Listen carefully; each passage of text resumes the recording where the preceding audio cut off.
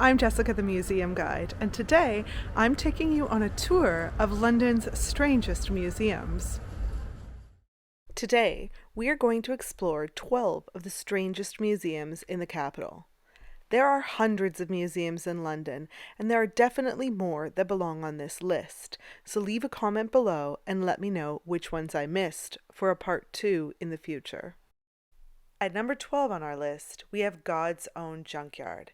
And to be honest, I could have ranked this warehouse even higher on our list, but I wanted to start off with a pop of color.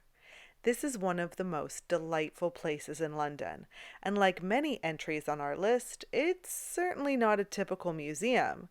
This is a psychedelic paradise housed in a warehouse in Walthamstow, northeast London.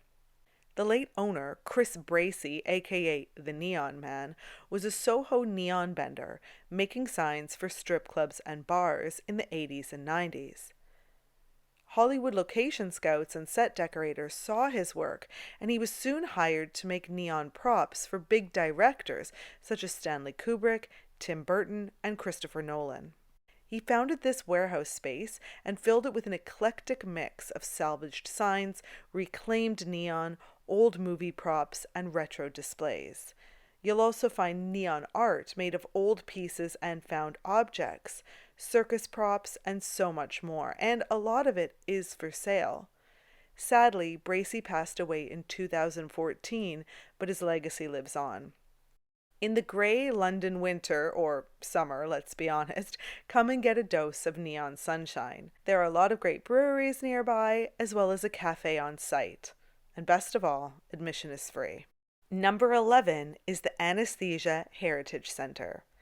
No list of strange museums is complete without medical museums, and we have 3 on our tour today. But the Anaesthesia Heritage Centre is by far the most niche medical museum in London, and that's saying a lot in this city. Following a recent refurbishment, the museum is very visitor-friendly, and it's often frequented by traveling anesthesiologists and medical students. That said, it's an interesting place for anyone who has more than just a passing interest in medical history. The displays, which can get quite grisly, include the history of chloroform, used for pain relief in childbirth, including Queen Victoria's own births. On my tours of medical history in London, I often say that for modern medicine to exist, we needed anatomical knowledge, germ theory, and effective anesthetic. This museum chronicles the history of the latter through its rare books, medical objects, and interactive displays. The museum is free to visit. Number 10 on our list is Kirkaldy's Testing Works.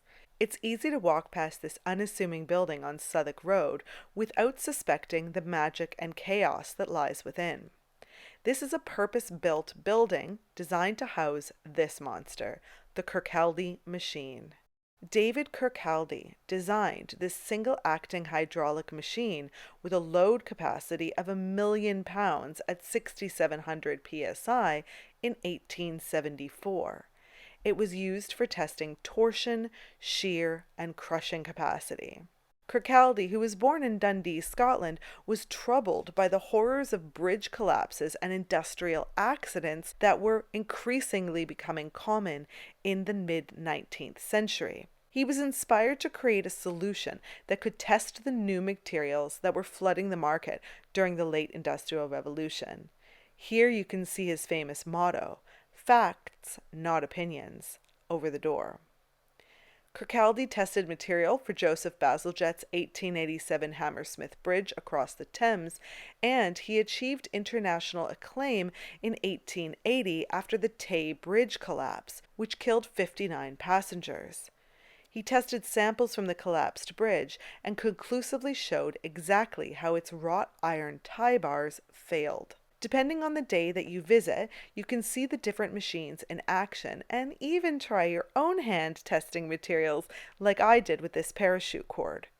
You can also visit Kirkaldy's office, also used by his son and grandson, which is complete with its original furnishings and patent license. Admission fees vary depending on the special event, but do check the website to see the next time that they're open to the public. Number 9 on our top 12 strangest museums list is the Bedlam Museum of the Mind. This is, by far, the most difficult museum to get to on our tour today. Bedlam Hospital was originally called Bethlehem, and it was founded where Liverpool Street Station is today, back in 1247. It moved to a few other places in the city before settling in at this site in 1930. The Bedlam Hospital gives us the word Bedlam because this was a terrifying and dark place throughout history. Until rather recently, the mentally ill were treated like animals when in care, with places like Bedlam simply places for them to while away their days until they died. One inspector in 1814 said that the place had the appearance of a dog kennel. In the 13th, 14th, 15th, and 16th centuries, it was thought that mental illness could be cured by balancing the humors, so doctors advised recurring bouts of vomiting and diarrhea and bleeding from the veins. Patients would have their skin blistered with caustic substances or be placed in cold baths for extended periods of time, and this was before the electroshock therapies of the 20th century. The 18th century was no better. The doctors at Bedlam charged paying customers, tens of thousands of them a year, to gawk at the patients. This was a top tourist attraction for Londoners, second only to St. Paul's Cathedral in popularity. For as little as a penny, people could enter Bedlam's ward to gawk at patients and hurl abuse at them. The museum, located in this Art Deco hospital building, includes an internationally renowned collection of archives, art, and historic objects. Some, like straitjackets or a rubber room, remind us of the indignities of a place like this, while artwork and writing by former patients provides insight into the real human experience of a place with as much grim history as Bedlam. Some highlights of the museum include the iconic statues of melancholy and raving madness that used to grace the front gates of the hospital, and the whimsical cat paintings done by former patient Louis Wynd. Admission is free, but remember, it is a long trek. Number 8 on our list is the Grant Museum of Zoology. When I was a grad student here at UCL, I used to volunteer here, and I loved being in the museum after hours when all of the creatures seemed to come to life. Home to more than 67,000 specimens, it's London's last university zoological museum. The Grant Museum, named for the 19th century zoologist Robert Edmund Grant, is home to remarkable examples of extinct animals, such as the bones of a dodo and the bones and skins of a quagga and Tasmanian tiger. In addition to skeletal remains and taxidermy, the museum is packed full of jarred specimens, including manatee fetuses, bisected chimpanzee heads, and pickled shrews. You can also see some lovely glass models by the Blaschka family, a father-son duo who I spoke about in my video on the Natural History Museum. In 2013, the Grant Museum opened the Micrarium. It's a tiny museum within a museum, featuring microscopic and lantern slides of the tiniest creatures in the world.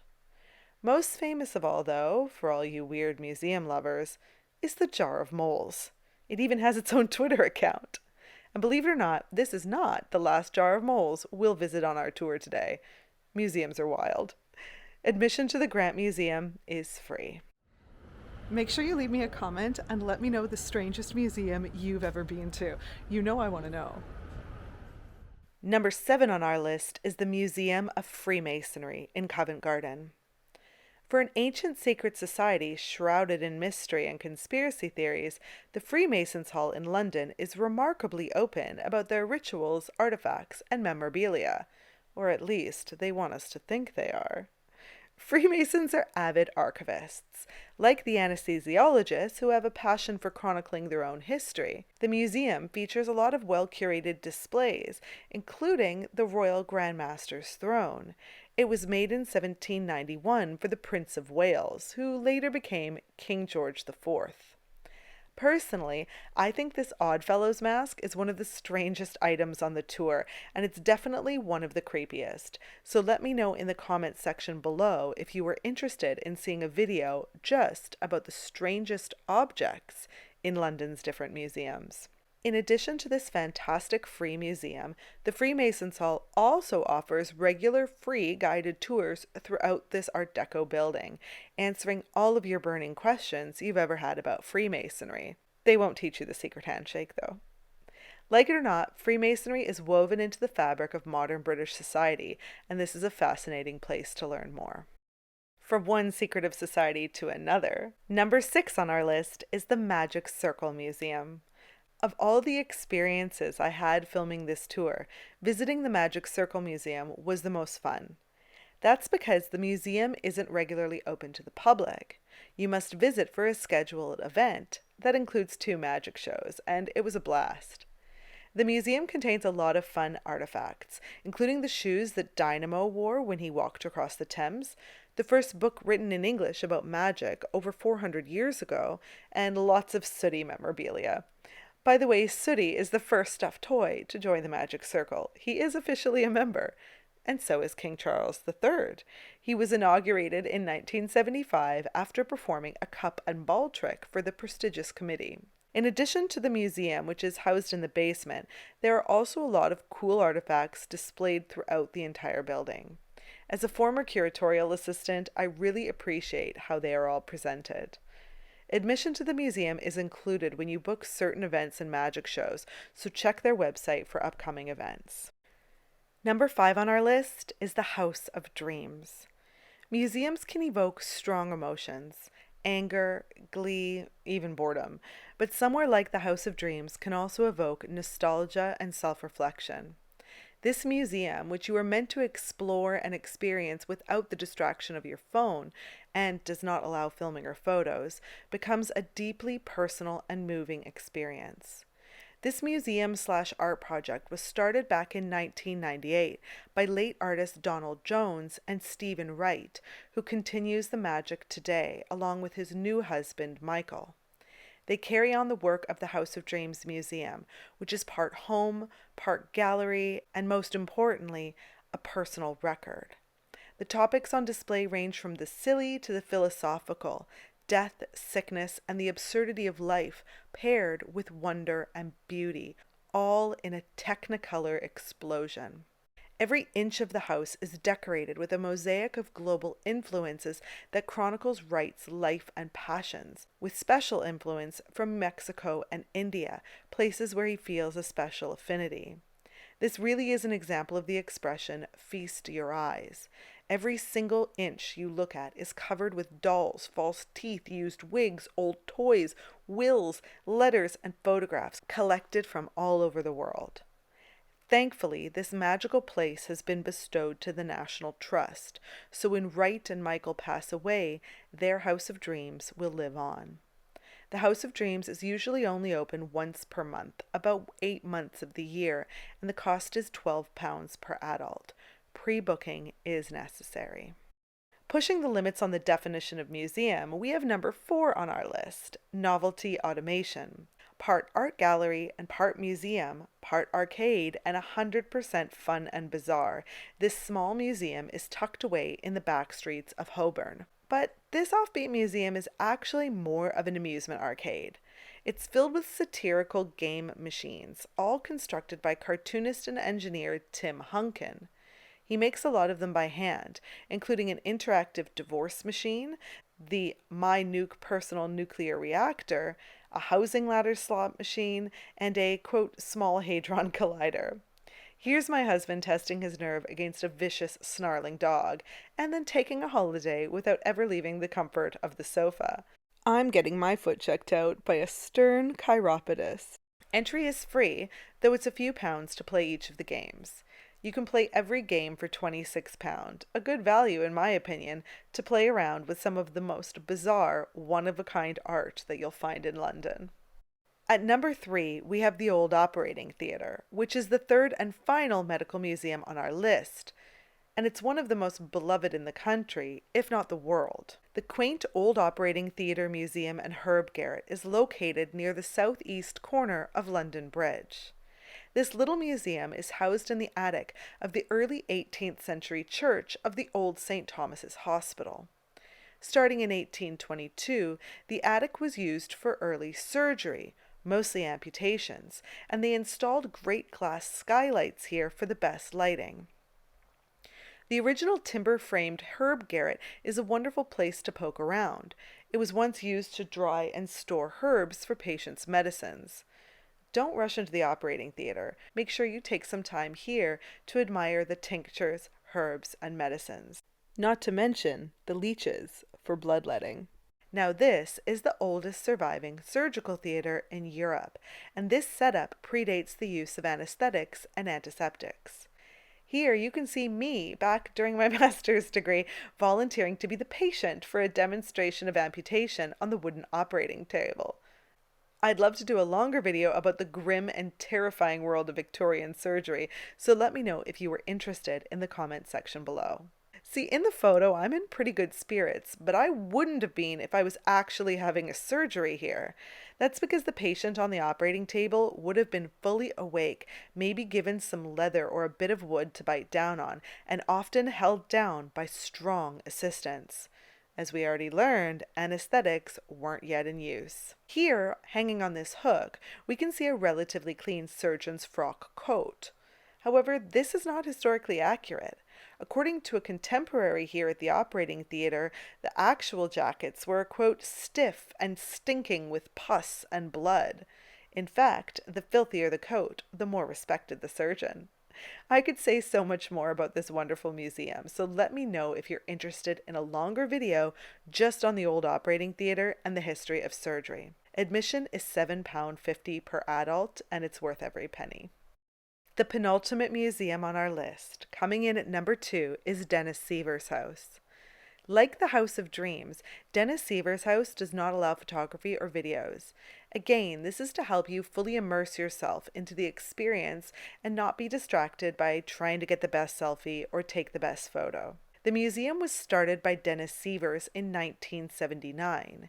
He was an American artist who bought a derelict house that had been saved by the Spitalfields Trust. This area had fallen into steep decline after World War II, and the Spitalfields Trust were a grassroots organization that worked tirelessly to save these houses, sometimes even squatting inside to prevent the demolition vehicles from razing them. An eccentric and flamboyant artist, Seavers decided to reconfigure this house to tell the story of an imaginary Huguenot family who had lived here since the house was built in 1724. Huguenots were French Protestants forced to leave Catholic France in 1685, and many who came to Protestant England became savvy business people. In Spitalfields, they were skilled silk weavers who prospered until their industry was decimated by imported silks and calicos when England colonized India in the 19th century. This house tells the fictionalized story of the Jervis family as they rise from refugees to wealthy silk weavers and eventually plunge back into poverty. Rags to riches to rags, indeed. That sounds pretty straightforward, right? Well, it's not. Seavers was a delightful weirdo, and he envisioned much more than a stately house museum. According to the official museum website, quote, the material things he collected became a cast of characters, the house destined to be their stage. In each room you encounter crackling fires, lit candles, half-eaten meals, and echoing laughter just out of earshot. There are mysteries to be solved and strange instances to witness, and maybe even a cat to stroke. Trust me, you need to look, listen, and, as Seavers admonishes us over and over again, pay attention. Much of the house is authentic to the different areas it represents. He loved to collect antiques from the local markets, and when he couldn't find what he wanted, he would come up with his own solutions. For instance, the four-poster bed he used to sleep in was constructed from pallets and polystyrene. The ornate plasterwork on the ceilings? Some of it is plastic fruit he bought at Tesco and spray-painted white. Dennis Seaver's house is open most weekends and costs £15. You can also visit Friday nights for a fully candlelit visit for £20. At number 1 on our list, the strangest museum in London, and likely the strangest museum in the world, the Viktor Wynd Museum of Curiosities, Fine Art, and Unnatural History. In almost any city in the world, Dennis Sievers would certainly win the moniker of Strangest Museum. But we're in London, and so we've got to visit the wild Viktor Wynd. His museum is not for the faint of heart. It's loaded with occult objects, taxidermy, and bizarre celebrity memorabilia, including Russell Brand's pubic hair, the Rolling Stones used condoms, and even Kylie Minogue's poo. Yes, you heard me correctly about each of these things. Tucked amongst shrunken heads, old Happy Meal toys, pulp erotica, Fiji mermaids, and two-headed kittens, you'll find objects to horrify and delight you. Even better, you can swig a strong cocktail at the Absinthe Parlor and Cocktail Bar upstairs on the ground level. Described as, quote, the world in a Hackney basement, eccentric founder Wynd has said that his cabinet of curiosities has no overreaching aim beyond the theft of its visitors' time. This is a true gentleman's Wunderkammer that harkens back to the earliest days of collecting. It's a place of strange horror and excitement. If you're after even more madness, make sure to check out the events put on by the Last Tuesday Society, the group that runs the museum. They organize collecting trips to Papua New Guinea, spooky seances here on a glass coffin that contains a human skeleton, and talks and lectures with some of the world's preeminent weirdos. Of all the museums on this list, this one really deserves more time, so let me know if you'd like a video just about Viktor Wynd and his mesmerizing museum. Thanks so much for watching this video, and please remember to like, comment, and subscribe. Leave me a comment below and tell me about the strangest museum that you've ever visited. I really want to know. I'll probably visit there myself in the future. I hope you enjoyed watching this video as much as I enjoyed visiting all of these truly strange museums. And I'll see you the next time I'm in the museum.